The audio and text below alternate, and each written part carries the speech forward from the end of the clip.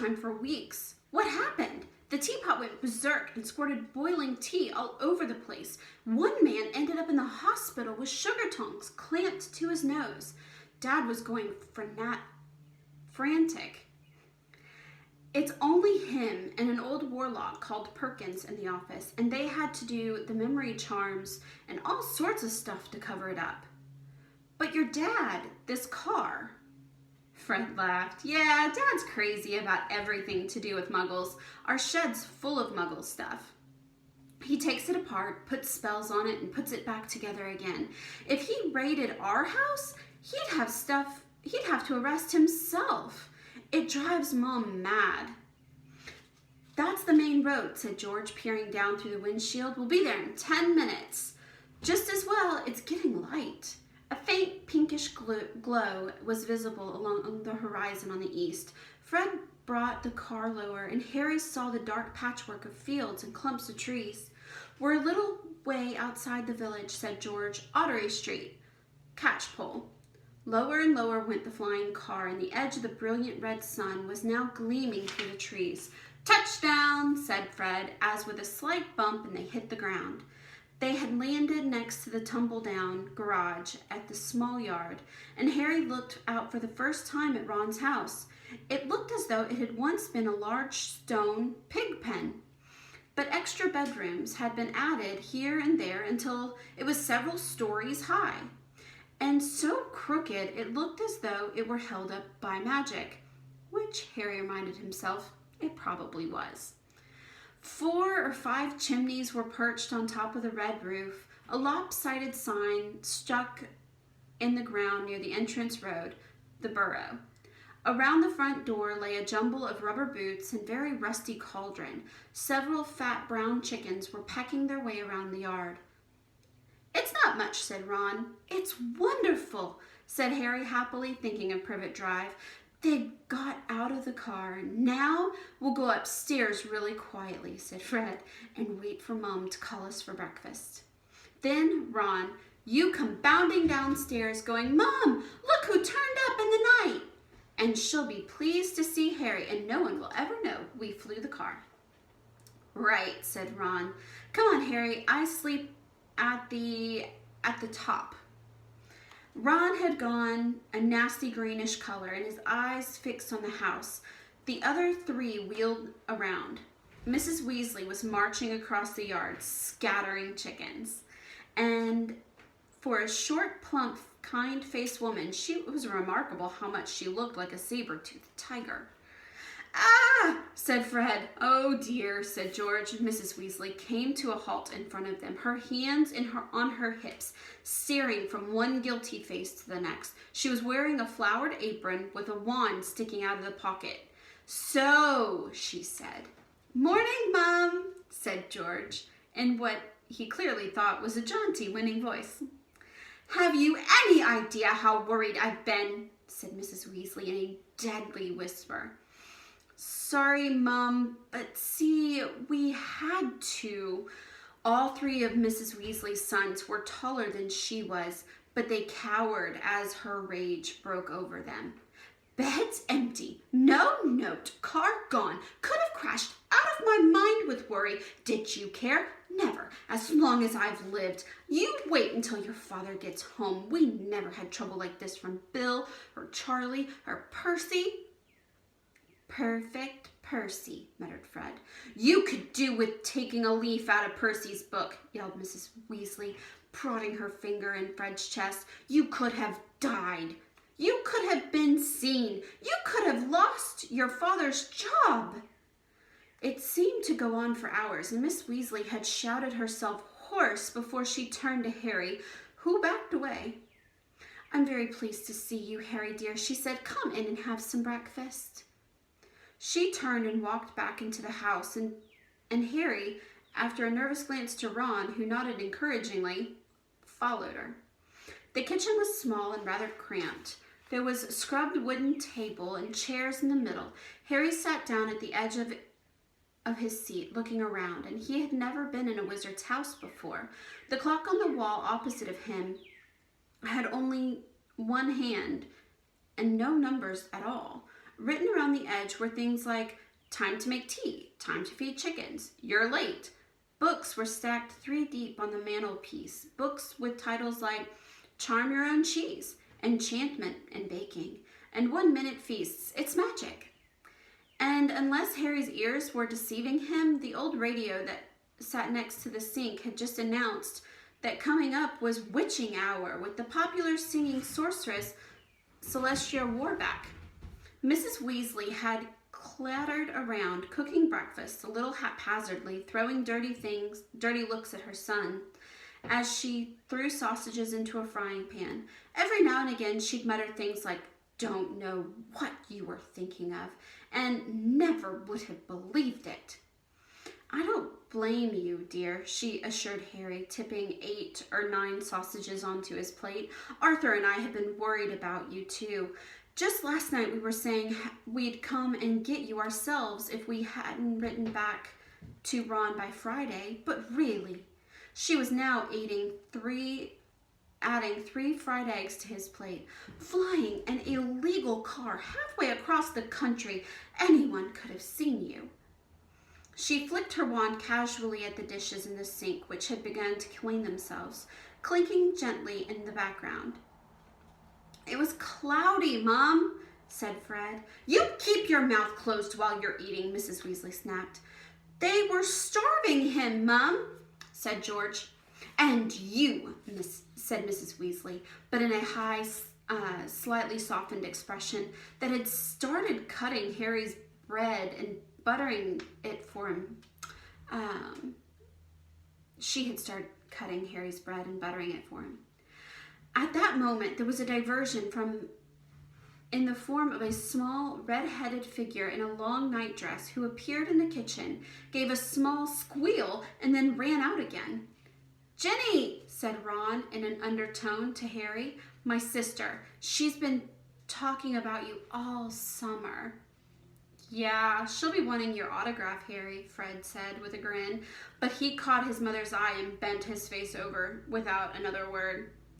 Nothing more was said until the 4 plates were clean, which took a surprisingly short time.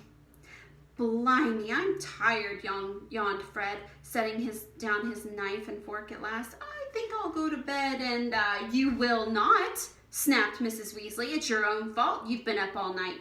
You're going to de-gnome the garden for me. They're getting completely out of hand again." "Oh, Mom. And you too," she said, glaring at Ron and Fred.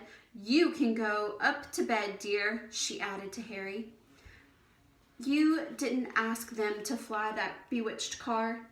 But Harry, who felt wide awake, said quickly, "I'll help Ron. I've never seen a de-gnoming." "That's very sweet of you, dear, but it's dull work," said Mrs. Weasley. "Now, let's see what the Lockharts have got to say about the subject." And she pulled a heavy book from the stack on the mantelpiece. George groaned. "Mom, we know how to de-gnome the garden."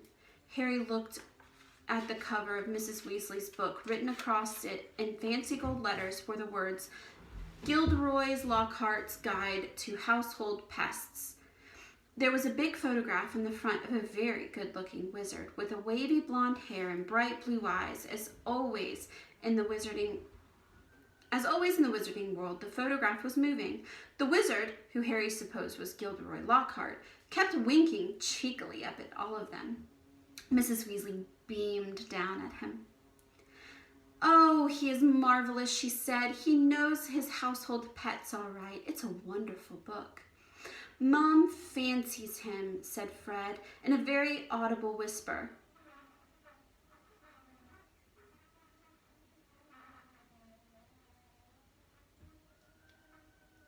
If you hear that noise, it's a very angry bee.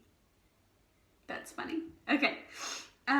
"Mom fancies him," said Fred in a very audible whisper. "Don't be ridiculous, Fred," said Mrs. Weasley, her cheeks rather pink. "All right, if you think that you know better than Lockhart, then you go and get on with it. And woe betide if there's a single gnome in that garden when I come out to inspect it." Yawning and grumbling, the Weasleys slouched outside with Harry behind them, and the garden was large, and in Harry's eyes, exactly what a garden should be. The Dursleys wouldn't have liked it There were plenty of weeds and the grass needed cutting, but there were gnarled trees all around the walls, plants Harry had never seen spilling out of every flower bed, and the big green pond full of frogs. Muggles have garden gnomes too, you know, Harry told Ron as they crossed the lawn. Yeah, I've seen those things. They think they're gnomes, said Ron, bent double with his head in a peony bush. Like fat little Santa Clauses with fishing rods. There was a violent scuffling noise and the peony bush shuddered and Ron straightened up. This is a gnome, he said grimly. Get off me, squealed the gnome. There was certainly nothing like a Santa Claus. It was small and leathery looking, with large, knobby, bald head, exactly like a potato. Ron held it at arm's length and kicked out at him with horny little feet. He grasped it around the ankles and turned it upside down.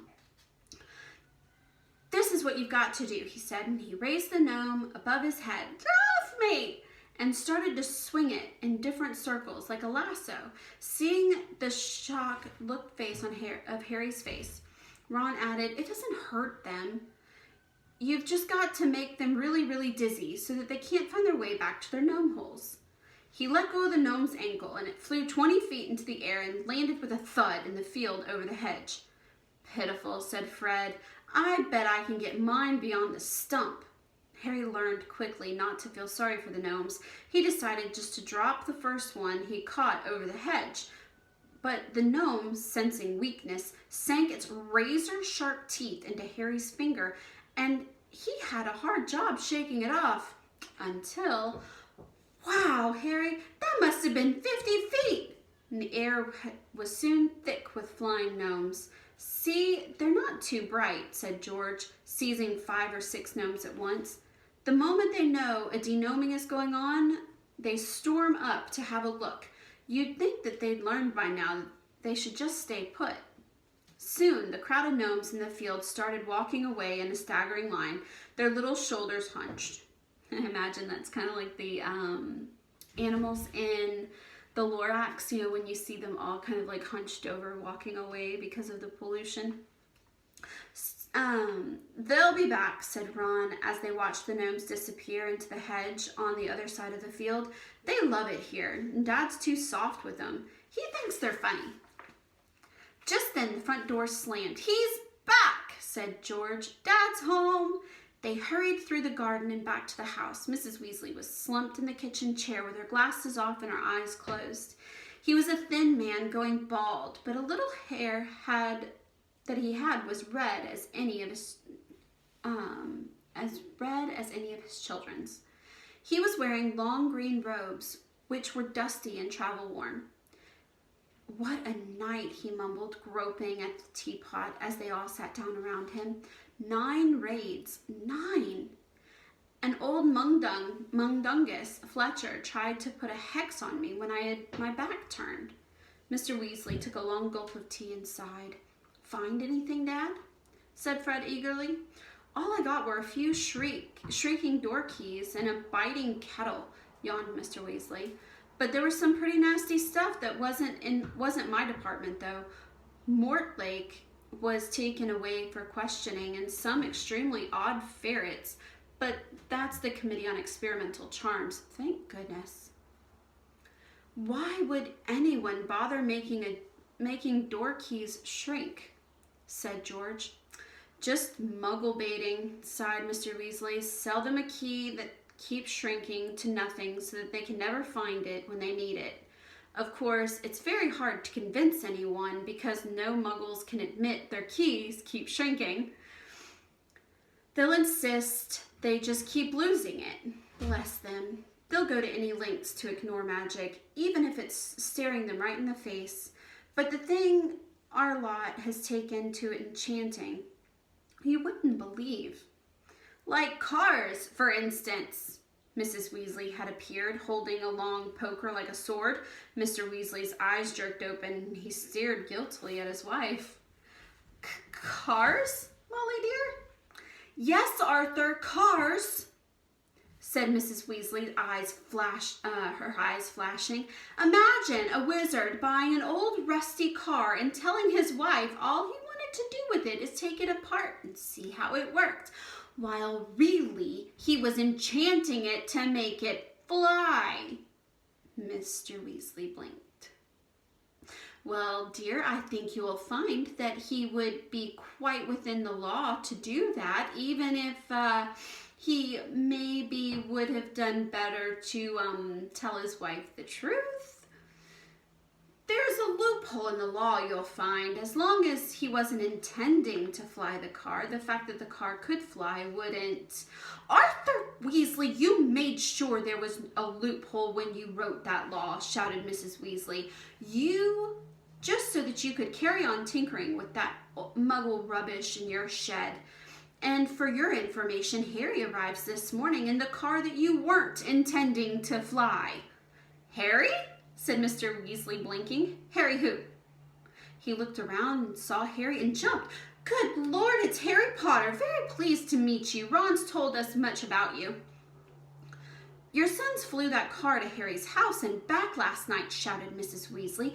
"What have you got to say about that, huh?" "Did you really?"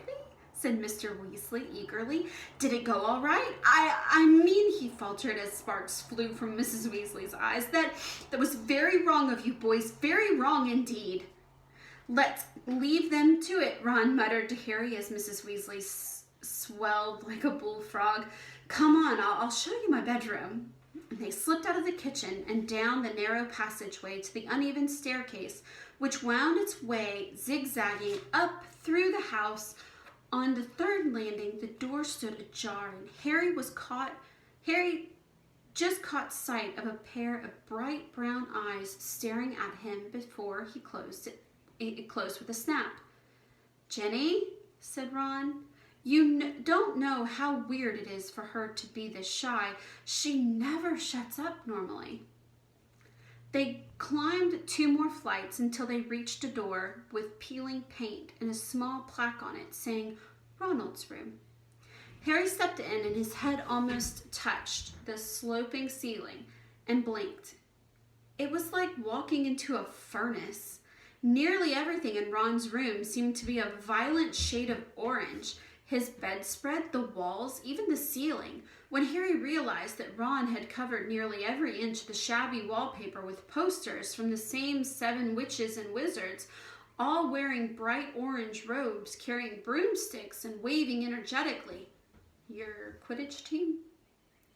"The Chudley Cannons," said Ron, pointing at the orange bedspread, which was emblazoned with 2 giant black C's, "and a speeding cannonball. 9th in the league." Ron's school spell books were stacked untidily in the corner next to a pile of comics that seemed to feature the adventure of Martin Miggs, the Mad Muggle. Ron's magic wand was laying on top of the fish tank full of frog spawn on the windowsill next to his fat gray rat, Scabbers, who was snoozing in a patch of sun. Harry stepped over a pack of self-shuffling cards on the floor and looked out the tiny window. In the field far below, he could see a gang of gnomes sneaking one by one back through the Weasleys' hedge. Then he turned to look at Ron, who was watching him most nervously, as though waiting for his opinion. "It's a bit small," said Ron quickly, "not like that room you had at the Muggles. And I'm underneath the ghoul in the attic, but he's been banging on the pipes and groaning." But Harry grinned widely and said, "This is the best house I've ever been in." And Ron's ears went pink. So my question to you is, why is Harry so happy here? What makes him happy? And why is Ron feeling embarrassed, right? Because he's saying, "It's a bit small. It's not like your room." And then his ears turn pink. So that kind of makes me think that he's feeling embarrassed. So why would Ron be embarrassed? All right, I hope you guys enjoyed this. If you want to sound off your answers in the comment section below, I look forward to reading them. I hope that you've enjoyed this journey with us so far. Chapter 4 is going to be a little bit longer, so I'm probably going to split that into 2 sections. But I hope you guys are enjoying this. Don't forget to like, subscribe, and share with all your friends to join our group of reading this story together. Thanks, guys. Have a great day. See you tomorrow.